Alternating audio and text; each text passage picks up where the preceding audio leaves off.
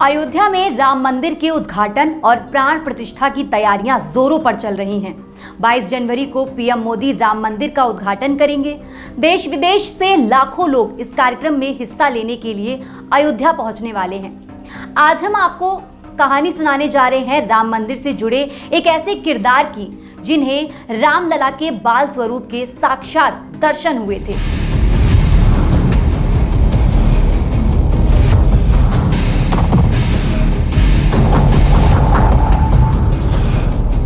साल था 1949। 22-23 दिसंबर की अंधेरी सर्द रात थी। कड़कड़ाती ठंड में 5 संत सरयू नदी के किनारे इकट्ठा हुए। ये संत भले ही भारत के अलग अलग हिस्सों से आए हों, लेकिन इरादा पांचों का एक ही था। मन में बस एक ही धुन थी, राम धुन। श्री राम जय जय राम। ये संत थे गोरक्षपीठ के महंत दिग्विजयनाथ, देवरिया के अहिंदी भाषी संत बाबा राघव दास, निर्मोही अखाड़ा के बाबा अभिराम दास, दिगंबर अखाड़ा के रामचंद्र परमहंस और गीता प्रेस गोरखपुर के संस्थापक हनुमान प्रसाद पोद्दार उर्फ भाई जी।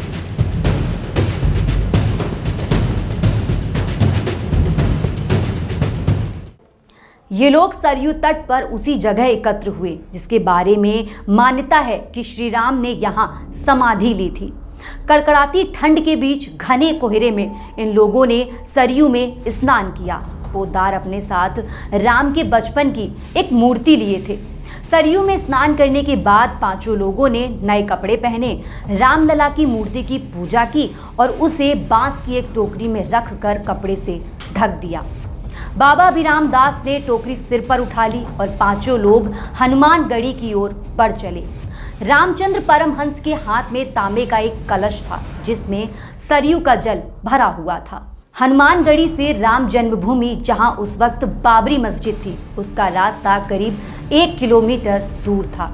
यह इलाका पूरी तरह सुनसान था। उन दिनों वहां कोई मंदिर नहीं था। इन लोगों के हाथ में लालटेन थी जो उस काली अंधेरी रात में उन्हें रोशनी दिखा रही थी। मस्जिद में कांस्टेबल शेर सिंह ड्यूटी पर थे। वो अभिराम दास को जानते थे। उन्होंने ताला खोल दिया और सभी साधु अंदर दाखिल हो गए। वैसे तो शेर सिंह की ड्यूटी रात 12 बजे खत्म होनी थी, लेकिन उस रात वो 1 बजे तक ड्यूटी पर डटे रहे। उन्होंने जिस कांस्टेबल की ड्यूटी शुरू होनी थी उसको सोने के लिए भेज दिया और कह दिया था कि जब मैं जाऊंगा तब तुमको जगा दूंगा। ये कांस्टेबल थे बरकत अली। इधर साधु संतों ने बाबरी मस्जिद के फर्श को सरयू के जल से धोया। लकड़ी का सिंहासन रखकर उस पर चांदी का छोटा सिंहासन रखा। उस पर कपड़ा बिछाकर रामलला को रख दिया और मंत्रोच्चार के बीच प्राण प्रतिष्ठा कर दी गई। पूजा अर्चना शुरू हो गई। रामलला की प्रतिमा रखे जाने और पूजा शुरू होने के बाद शेर सिंह ने अपने साथी कांस्टेबल बरकत अली को सोते से जगाया। बरकत अली जगमग रोशनी में सिंहासन उस पर रखी राम मूर्ति और चल रही पूजा अर्चना से आश्चर्य में पड़ गए, पर तब तक काफ़ी देर हो चुकी थी। वो खुद सोए रहे, समय से ड्यूटी पर नहीं पहुंचे और उनकी गैर मौजूदगी में सब कुछ हो गया। लिहाजा नौकरी बचाने के लिए उन्होंने वही कहा जो उन्हें कहने को कहा गया। उन्होंने बताया कि किस तरह यकायक रोशनी के बीच रामलला प्रकट हो गए। यही बात बरकत अली ने सरकारी दस्तावेज में गवाह के तौर पर दर्ज कराई, लेकिन बरकत अली के दावे को अयोध्या थाने के उस समय के थानेदार रामदेव दुबे ने भी गलत बताया।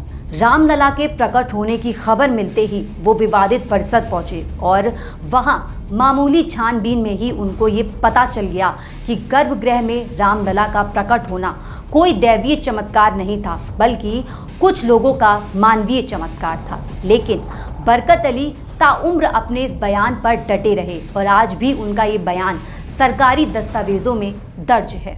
ऐसी ही तमाम जानकारी के लिए बने रहिए हमारे साथ, देखते रहिए के न्यूज़ इंडिया।